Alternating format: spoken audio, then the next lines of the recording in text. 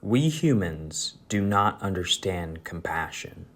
In each moment of our lives, we betray it. We know its worth, yet in knowing, we then attach to it a value.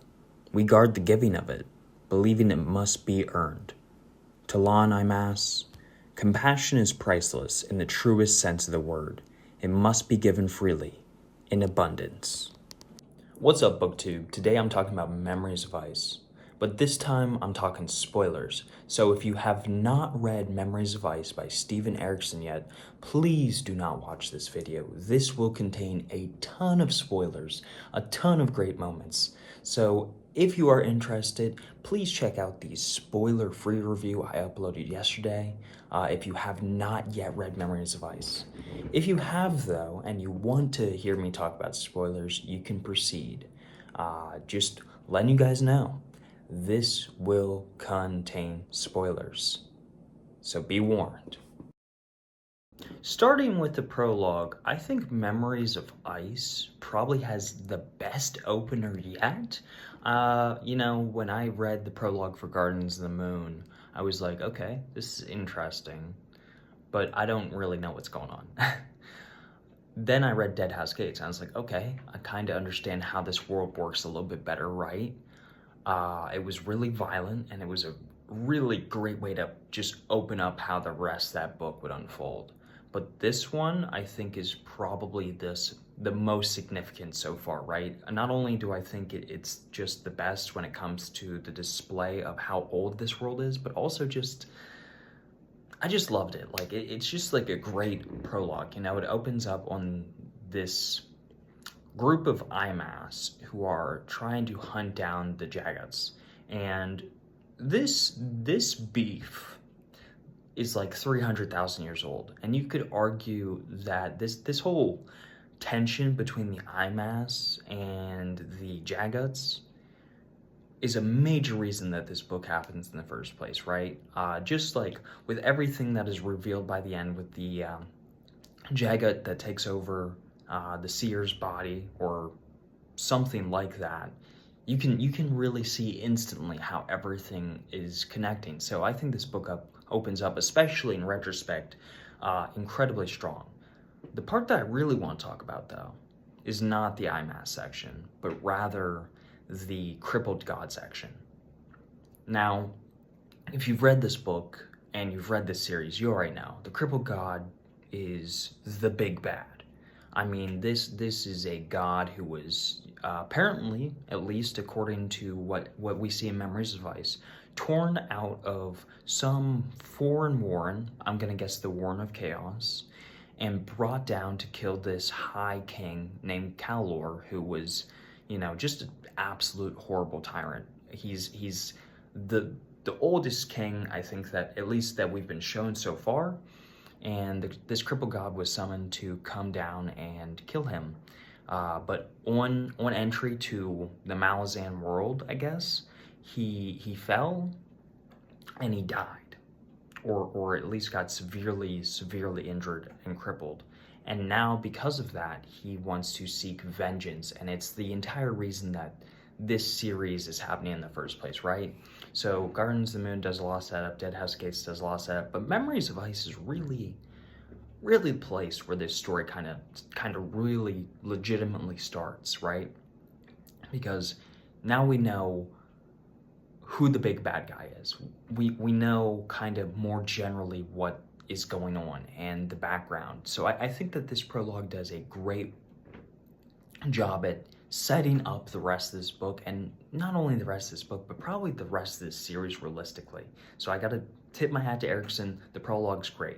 I also just love how this Kalor guy, this high king, super powerful dude, has three gods curse him to live forever and to be miserable basically forever. And he just goes, you're gonna curse me, you're gonna curse me, I'm gonna curse you back. And guess what? The curses work. This dude is so powerful as a human that he curses three elder gods, and all of them fall to ruin in this book, or at least we presume they all fall to ruin in this book. So yeah, this is this is just a great opening. Like, it's a great way to start this book. And when I read the prologue, I was just like, oh, we are so locked in. So yeah, prologue's awesome. Kalor and the Crippled God section was really cool. I like what's going on with the Jaguts and the eye mask. I kind of what is revealed later, and why they have such a horrible beef with the Jaghuts just makes sense in the context. But when I first read it, I was like, why are you hunting down these children? Like, you know what I mean? I had that reaction, but I think it's a great way to open the book. After the prologue, we then go to the Spark in the Ashes section, and I'm not going to remember these things in chronological order, but what I will tell you, though, is this is probably the best first section in Malazan so far for me. I love the way that this book opens up. I love being introduced to more characters, especially Gruntle, who is the caravan guard that we kind of get to see transform over the course of this book. And what happens with him throughout this story was just really, really, really cool to see. I did not expect, 3 books in to be introduced to another character and just instantly connect with them. But Gruntle, man, he is so, I don't know if he's like funny or charismatic or what, but I just loved him. Like from the moment of his introduction, I was like, oh, this is like a character I can really get into and get behind. I also just love the introduction of Beauchelin and Corbel Broach, mostly because I kind of know who they are. I own their first set of small stories in print. So these were characters I was kind of sort of familiar with, just by name. When I bought the entire series, it came with it. So when I saw these guys, I was like, oh, I know who they are. So it was really kind of fun to see them. And also, they're hysterical in this book. Like, they're so funny, especially Beauchelin, who is just like this weird demon summoning like creep who is somehow incredibly powerful, but also like just horribly incompetent at everything he does. Like he's just constantly like thrown under the bus, and it's just really funny to see. I'm also really glad that this section, we just instantly, one of the first characters we see is my friend Talk the Younger. When he disappeared in Gardens of the Moon, I was like, well, we could see him again, but like also Hairlock kind of threw him in a warren of chaos, so he's probably dead. Like, just realistically, he's probably dead, right? But it was really great to see Talk again. Now, this book kind of opens up with some crazy stuff right away, right? This guy, Muneg, I think is how you pronounce his name, Muneg, is apparently, at least as far as I can understand, a servant of the Crippled God. And he has these horrible sores on his legs. And he's like, yeah, man, I think that this crippled weirdo is really going to help me out if I just do these like few acts of service for him. But it turns out that trying to devote your life to a god named the Crippled One is not such a great idea, and he ends up being paralyzed. Now, while this is happening, Picker and Blend, who are these 2 bridge burners, are trying to like scout out the area, and they put a tracker on Moonig. So, Quickpen shows up. Quickpen, follows this Moonig guy because he's like, oh, that's kind of like suspicious, right? And he shows up to where this crippled god is in this weird warren, and he unleashes his sorcery right away. But the crippled god, just is like, nah, I'm more powerful than you. And he makes Quickben run away, which is kind of a first because Quickben is this dude who is just so powerful. He has access to multiple warrants, right? And you see him just kind of like almost instantly get swatted. And I was just like, oh, maybe this crippled god guy is actually kind of a serious threat. Obviously, what we learned later in the book is he's poisoning the warrens, and he's waging war on Burn, who is the goddess who basically is keeping the world together in her dream, right? And he's poisoning her. So there's a bunch of stuff going on, but this guy means real business. We then get, to see Ganos again. And Ganos is a character who I was just really attached to in Gardens of the Moon. I would argue he's the main character of Gardens of the Moon, if Gardens of the Moon has a main character. And we finally get to see him, and yeah, turns out Ganos also not having a great time. Turns out what he went through in Gardens of the Moon wasn't great for his body, and slowly but surely, sorcery has infected him, and it's killing him, or at least it seems to be killing him. But hey, he's a soldier, so he's going to keep on persevering. And basically, this entire section is a lot of setup, right?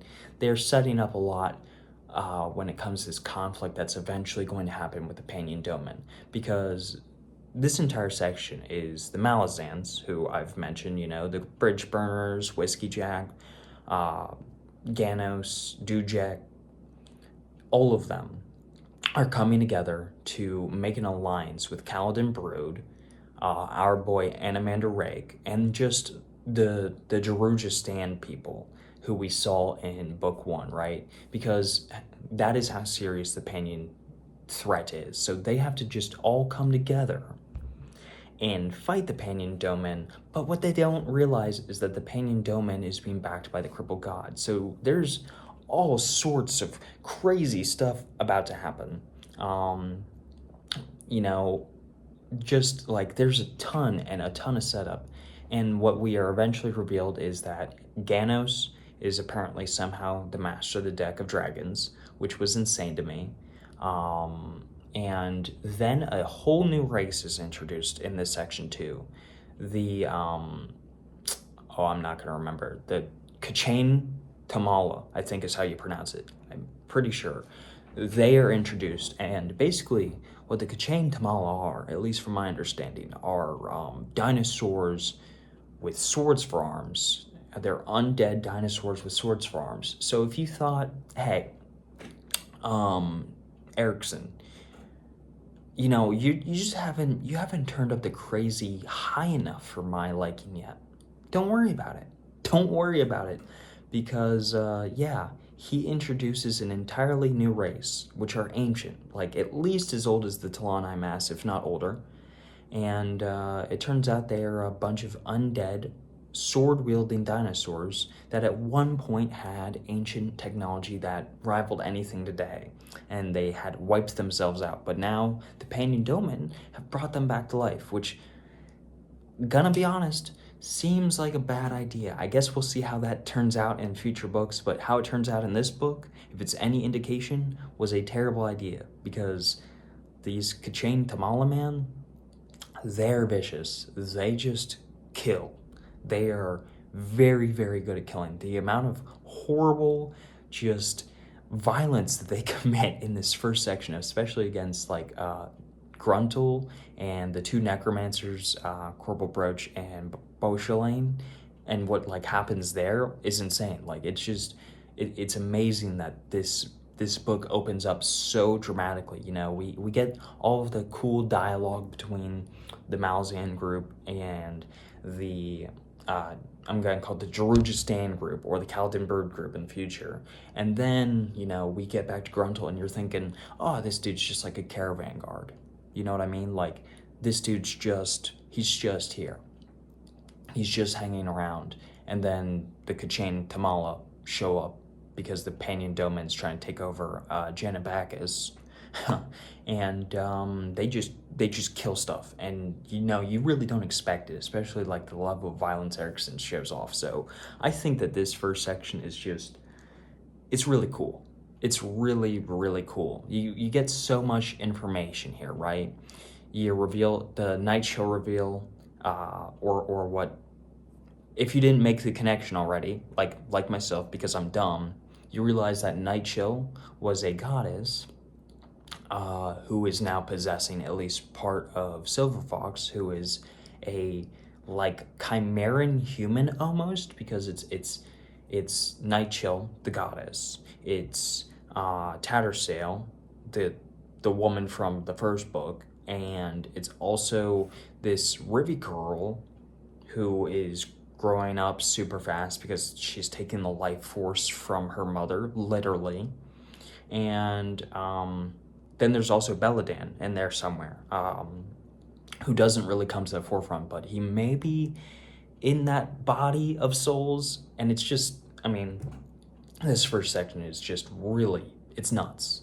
Because, you know, all of our favorite characters are back, but also a bunch of stuff is revealed. So it's a great way to open up the first section of this book. Ignore my location change and instead focus on the fact that we are now at Hearthstone, which is the second section of Memories of Ice. Now, a few things happen here that are kind of important. Just a little bit important, right?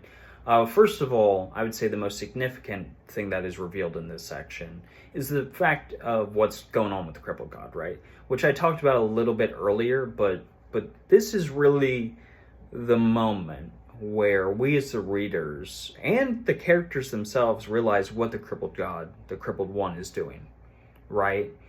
This dude is poisoning the Warrens. He's making the Warrens feel wonky, right? And then not only is he doing that, but this stupid, resentful moron is also, for some reason, trying to create his own house, which is the House of Chains. He's trying to vindicate himself to the deck of dragons. And the reason he's doing this, I'm not entirely sure. I know the consequences of this action, or at least the perceived consequences that Ganos and Quickben talk about, but I'm not really sure why the Crippled God would want to have his own house, or at least if the consequences are as severe as I understand them to be. I don't know why he does this, because from my understanding, right, the Crippled God currently exists outside the pantheon of the regular gods and the rules that they have to abide by. He doesn't have any rules. He can poison the Warrens. He can, directly influence the world in very serious ways, as we see with the Panyan Domin, right? So I'm not really sure why he would want to have a house within the deck of dragons and have his own, card. Because to me, I feel like he's shooting himself in the foot, at least from my understanding. Because if he does get his house formally recognized by Ganos, and Ganos adjudicates him, I think he's going to be weaker. If I'm wrong about that, and it's not a spoiler, please let me know. But I'm not really sure why I know why he's poisoning Warrens. I'm not sure why he wants a house, because I just feel like that seems like a weakness. But maybe it's a godly thing where he just knows so much more than I do, and I'm just not seeing the full picture yet. What also happens here is that Gethel, the former Herald of Hood, becomes the herald for the Crippled God. And also, we also see here where Kalor is approached by the herald of the Crippled God, who I just mentioned, and is convinced to join the Crippled God's side. Now, this is obviously a lot of setup for what's going to happen later in this book and later in this series, because we're starting to see that, hey, the Crippled God obviously has a lot of influence. He's a very influential person. For some reason, people are drawn to this guy, even though we saw at the very beginning of this book that he does not necessarily treat his servants the best. He is still promising them power and positions, and these people are just falling for it. So, he gets Kalor, he gets this other guy, and it's mostly set up, I think, at this point, but we see that this dude is influential, and I think that's probably kind of important for me to keep in my brain for now, because I have a feeling that this guy's going to keep showing up for all of these books until the end. There's a few other things that kind of happen in this section that are interesting to think about. First of all, this really is a lot of setup for what's going to happen with Amaibi, who is the mother of Silver Fox. Now, I haven't talked about this in depth yet, but the Maibi, who is the matriarch, if I understand, of the Plains people, I'm not going to remember the names, the Rivi people, she is having her life force basically sucked out like a vampire by Silver Fox, because Silver Fox is this very powerful summoner, bonecaster, witch, goddess, culmination of a person, right? And what's going on here, what's actually going on here is that Silver Fox and Crappe, I'm not sure, Crappe are working together to try and figure out how to bring Maibi peace. But she doesn't really know that, and she's paranoid, and she's getting old, and it's obvious that Erikson is very obvious. He's trying very hard to be like, hey, children drain your life force, man, and it's not always fun to have a kid because they can take so much energy from you. And I don't know, like, I really like the Maibi story and how it plays throughout this whole thing, because at first you're like, so why is Crappe being nice to her? Why is Silver Fox being kind of mean, kind of terrible? And then it all connects, and you're like, oh, they were actually trying to give her her own dream world where she can just rest and be young forever. So that was really cool. Quick Ben also has a kind of small thing that goes on in here. He frees this entity called Telemanus, I think his name is. And if I remember correctly, this is like some sort of acorn thing that is a Barghast, I think. And he is there to help Quick Ben be able to penetrate the warrens, which are making people sick, and you can't like access them without dying, basically. At the same time, the Barghast ancestors, who were entombed in Capistan, if I remember correctly, are freed, and they ascend to be newly gods. A bunch of stuff is happening right here, right? Because earlier I mentioned about Gruntle running into the Kachane Tamala, and the Kachane murdered him. I mean, they messed him up, and he was saved by this Kruli guy, who turns out to be an elder god. That's not revealed until later, but this is a spoiler video, so you already know that.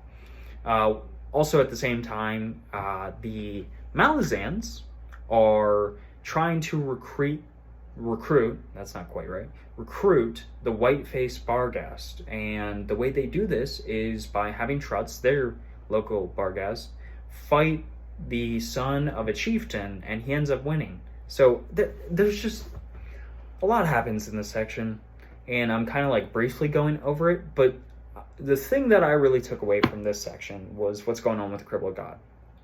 And again, I'm really curious to see how exactly him having a house of his own is going to play out, because I think it's going to weaken him, but obviously I also have 7 more books, so who knows what's going to happen. I'm definitely keeping my eye on that idea, because right now I'm thinking, how is this going to work out? Also, something very small that happened, but that I want to mention because it's important for later, is Whiskey Jack and Corlat, who is one of the Tistandi, are together now.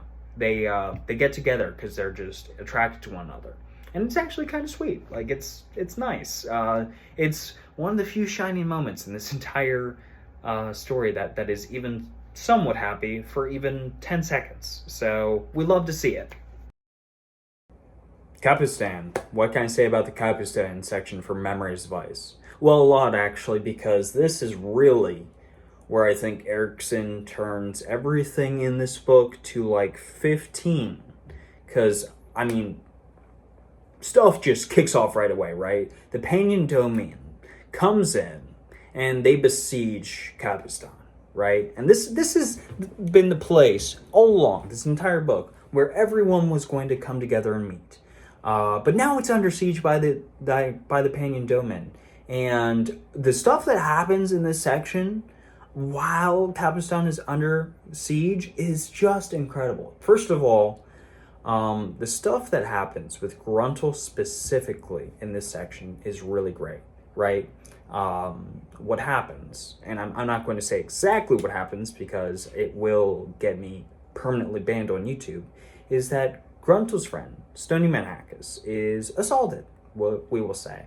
And it turns him very angry, very, very angry at hearing this news. So he takes over a small company of fighters to stand against the invaders. And the carnage that these group of defenders unleash upon the Panion Domain is absolutely brutal. There is this image in this section where they, and I think it happens later, but I want to talk about it now, where they are in this tenant building and they have killed so many of the Panion Domain army that it is quite literally this tenant building is a meat block, because they've been piling up the bodies floor by floor, room by room, to be an impassable section. And the way it is described is like the heat and like gelatin is like sloughing off it, and it's foul. It's really, really foul. If it's disgusting, frankly speaking, but it's so awesome because they have like literally bodies piled from like floor to ceiling high, and like that's how like nasty they get with the killing in this book. And during this section, Gruntle is being slowly transformed into the mortal sword for Treach, who is the Tiger of Summer, I think. He's the Tiger of Summer. And kind of what happens just generally here is, as I said earlier, the gray swords are the warrior cult for Feanor. But Feanor, as I talked about, was dragged down during the events of Deadhouse Gates, which is coinciding with what's happening right now at Memories of Ice. So Deadhouse Gates has direct impact on Memories of Ice, right? The events that happen here matter over here, and that I'll talk about that later. But what happens is the Grey Swords basically lose their god, and Treach, this other supposed god of war, steps into Feanor's place to take over.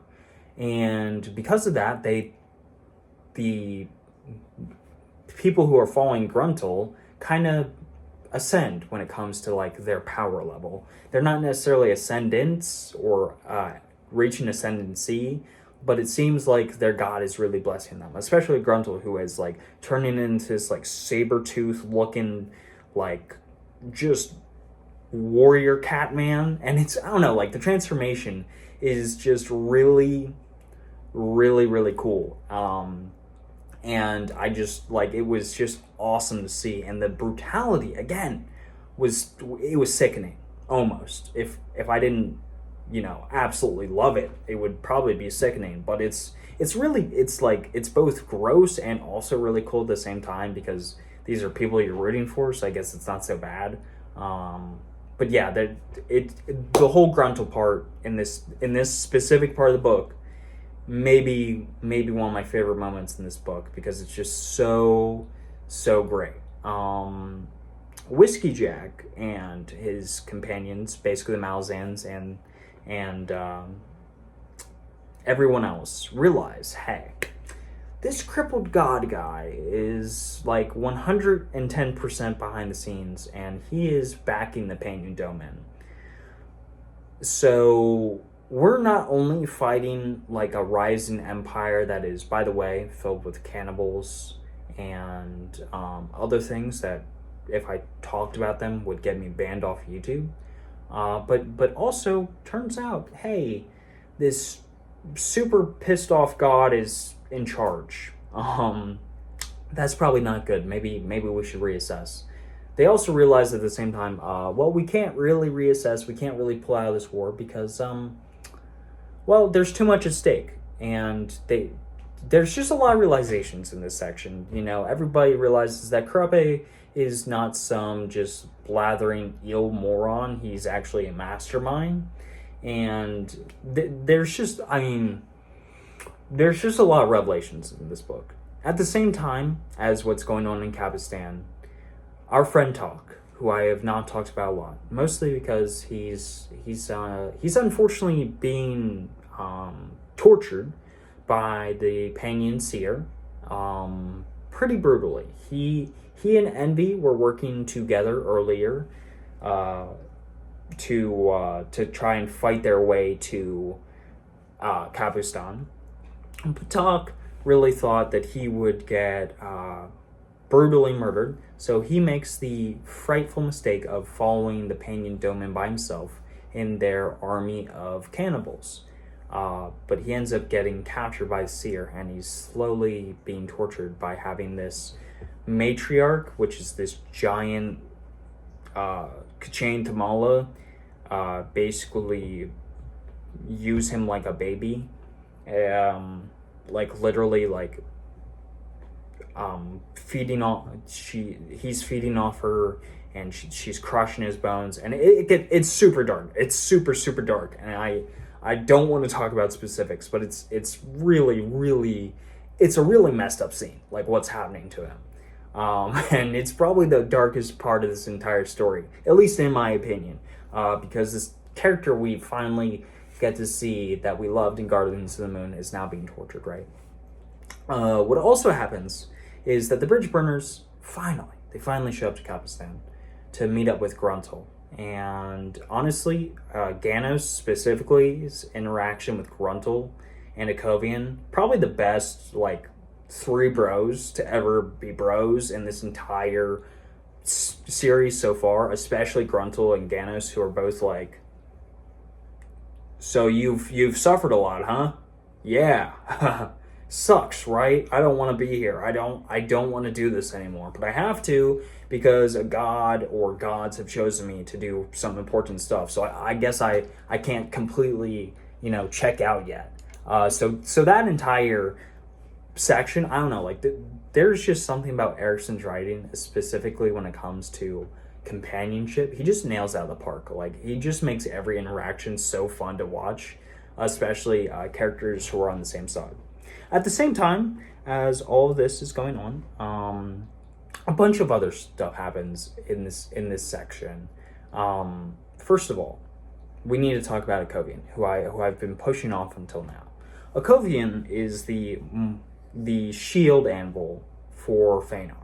And basically what that means is he's the dude meant to take on pain for other people. He's a great warrior, obviously, but he's also at the same time a man who is just so... He's compassion personified. This entire book is all about human compassion and how we need to be compassionate about other people. And I think Akovian is really the character who emphasizes that more than everyone else. Because this city, Capistan, is being completely slaughtered, right?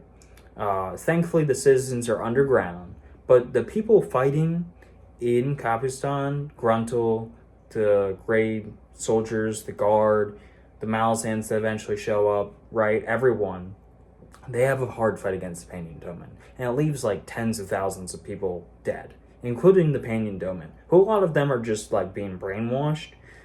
So they're kind of like being misused. So Akovian realizes, I got to take on the pain of this entire city and cleanse it. So that's what he does.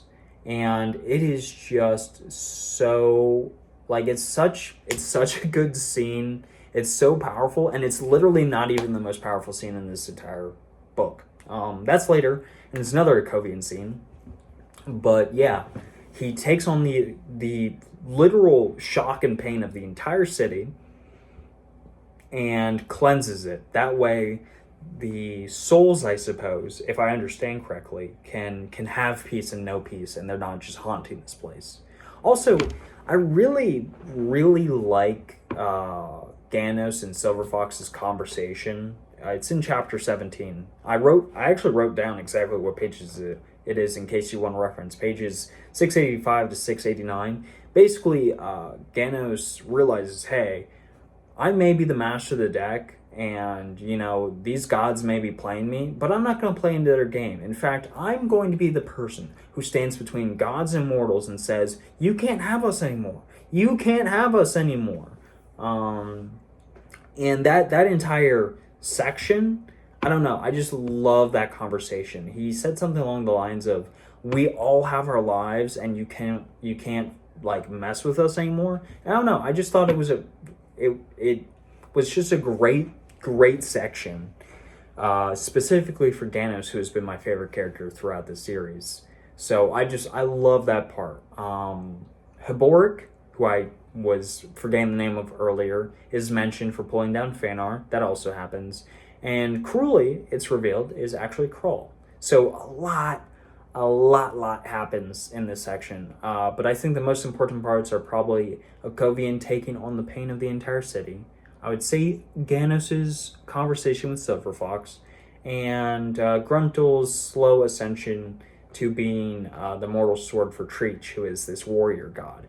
But yeah, this section is nuts. I mean, it's hyper violent. It's super bloody, but there's also some moments of reprieve where characters are just talking to one another, and you just fall in love with it because I don't know. Erikson just has a talent for writing characters and writing dialogue, in my opinion. It's one of his best aspects about his writing style. But yeah, it's great. This entire section's great. If it weren't for the final section, this would very easily be my favorite few chapters in any Malazan book so far. But that final section, Memories of Ice. Oh boy, we got a lot to talk about.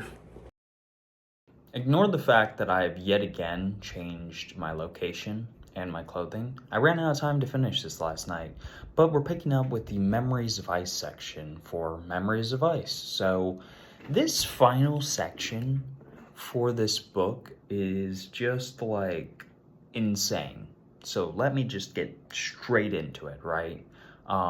Everyone is marching to Coral now, which is the final city on our road trip, and they are going there to put down the seer once and for all, to finally put down the pain endowment, right? So everybody is marching there, and they've come up with this insane plan that, hey, we're gonna get everybody to jump the Panion Doman and the Seer because we're sick of him. So everybody's closing in on this, and the Bridge Burners, of course, are the first ones in, as we all know, and the last ones out. So they kind of infiltrate Coral first, and they get up on top of this like mound, I think, outside of Coral, if I understood correctly, and this massive part of the Panion Doman army, I think it's like 40,000 strong or something crazy like that, is marching up it, and they don't know the Bridge Burners are up there, at least not right away. But the Bridge Burners, led by Ganos, are prepared. They have brought all sorts of explosives and dangerous munitions, so they release just death everywhere on this enemy company, and they go crazy. I mean, they just go nuts. And then there's Quickben, and he's unleashing all these different warrens, and he's tearing up these different dudes, and it's just like this entire sequence is just absolutely fantastic because there are like 40 bridge burners left, and somehow these 40 men and women wipe out basically an entire company by themselves. And it just like, it's crazy what they're able to achieve. At the same time, kind of backtracking a little, Ganos, because he's, the master of the deck now, is trying to find Animander Rake, but he can't. And that's kind of concerning because everybody's trying to get to this Coral place, and he's like, okay, but we kind of need Animander Rake because he's like a big dude, almost like an ace in the hole, if you will. But he can't find them, but we're gonna figure out very soon where he was at. Also, what happens in this section is something that was sad and that I had not expected to happen in this book. Whiskey Jack dies trying to defend Silver Fox from Calor, who obviously, as we know, was going to betray them this entire time. You know, he's signed over to the Crippled God. He's switched teams, and he first attacks Corlat and knocks her kind of like unconscious somewhat. But Whiskey Jack steps in front of Calor and beats him back with his sword, but then he goes for a lunging attack, right? And his leg snaps from out underneath him, the same leg that has been bothering him for like months now, and that he's just never had time to heal. He just ends up going for a lunge, and he dies because Calor stabs him. And this was a moment where I wasn't necessarily sad per se, but I did feel that kind of cold grip of like sorrow. I didn't like shed tears or anything, but I definitely was like, oh, I didn't want that character to die. Like, I really did not want them to die. So when Whiskey Jack died, I was kind of bent out of shape for a second. Then Calor, realizing he's surrounded and he obviously can't get to Whiskey Jack, decides to escape into the Chaos Warren, I think. And he just disappears from the story for now. So that all happens. The major point of what happens in this section are two things. First of all, I'm going to talk about the thing that I think it's very important, but it's a little less important than the other thing. And this is when Quick Ben and Ganos essentially allow the seer of the Panion Domain, this dude who has been leading a cannibal army to crush Genebacus, they end up forgiving him and allowing him to reconnect with his sister, who was the children sent into the tear, or into Morn, which was like this tear between warrens or something like that. He was the other child. He was the other one. And, you know, I did not expect this sequence to happen. You know, I expected that Ganos and Quick Ben would show up and just kick the like living crap out of the seer and just kill him. But I actually really like that they decided, hey, this dude like needs forgiveness, and we need to allow him to have another chance at life, because he was obviously gaslit by the Crippled God, and he didn't even realize it yet, and they somehow separate him from the Crippled God's powers. And I'm not really, somebody's gonna have to clarify how exactly they did that. I didn't catch it exactly. I didn't know what that was, but it's just a great sequence.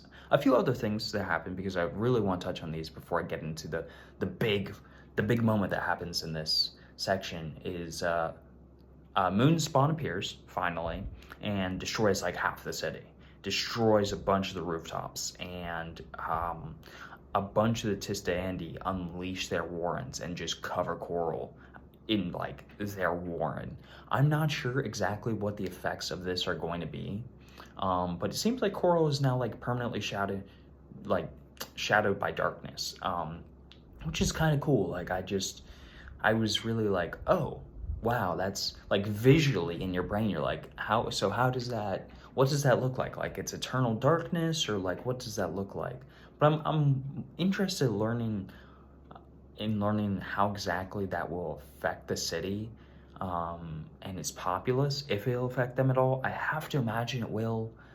Like, I would guess that it would, because it's a warren of darkness. That can't be a good thing, but they don't really, at least to me, they didn't really talk about it in depth. Another thing that finally happens is Talk, who has been tortured for the last like 900 pages, is finally saved by his best friend Tool, the undead first sword for the Talani Mass.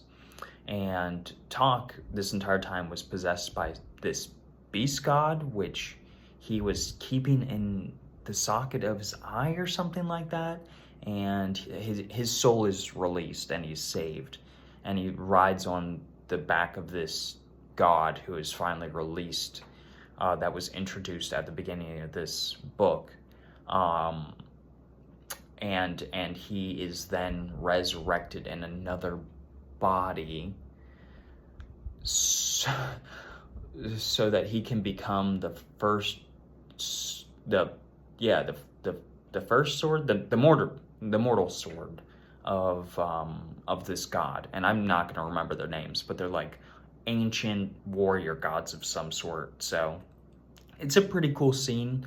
I'll be honest, the storyline throughout this was mostly difficult for me. Mostly, I just don't really find a character going through such agony necessarily the most fun thing to read, but I did like the resolution a lot, and it was just really, really nice. And the one last thing I want to talk about before I get into the big thing that happens in this sequence, or in this section, is the Mind Bee. The Mind Bee throughout this entire story was also in agony, and it turns out, though, that Kreppe and Silver Fox were actually trying to create a place for her to be young again inside her own mind. So the Mind Bee enters this dreamlike state where she creates I think it's a warren, if I understand correctly, for her and the Rivi spirits to rest and just finally have a place to hang out and chill, because they've just never had that before. And that sequence was really sweet to me, especially when she's talking to Kreppe and he's like, yeah, your daughter made this, and she's like, my daughter made this, and she's like very like tearing up, and she's like, how could I have ever thought like my daughter was like evil or whatever. And I don't know, it was just a very, very sweet sequence. The huge thing that happens in this section, though, is the one I probably need to talk about the longest, which is Akovian taking on the pain of the Talon Imass. Now, Akovian has, because he's the shield anvil, he is someone who's destined to take on pain. That's his role, right? And even with Feanor gone and brought down to Immortal Realm, he has decided, I'm going to keep living this way, because this is who I am. I am the shield anvil, and I am not yet done. So he already took on the entire pain of Capistan after that battle, and now the Talon Imass, who have lived in agony for the last 300,000 years with their memories basically trapped behind ice, hint, hint, the name of the book, he decides to free them and allow them to finally feel again. So he takes on the pain of all these Talon Imass, which are like at least tens of thousands, if not hundreds of thousands of Talon Imass, and he takes on all of their pain and allows them to feel again and remember what it was to be human again. And it's just this awesome moment where he has this quote that I'm actually going to read verbatim, where the Talon Imass are talking to him, and they're like, why would you do this though? Like this is gonna kill you. And before he dies, he says this: we humans do not understand compassion. In each moment of our lives, we betray it. We know its worth, yet in knowing, we then attach to it a value. We guard the giving of it, believing it must be earned. Talon Imass, compassion is priceless in the truest sense of the word. It must be given freely, in abundance. And then he passes away from the amount of sorrow that he has taken upon himself. But I think Akovian is really the character who, more than anyone, represents what this book, and obviously maybe this entire series, is about, which is compassion. That we need to be compassionate towards one another, because we'll never truly understand each other's circumstances.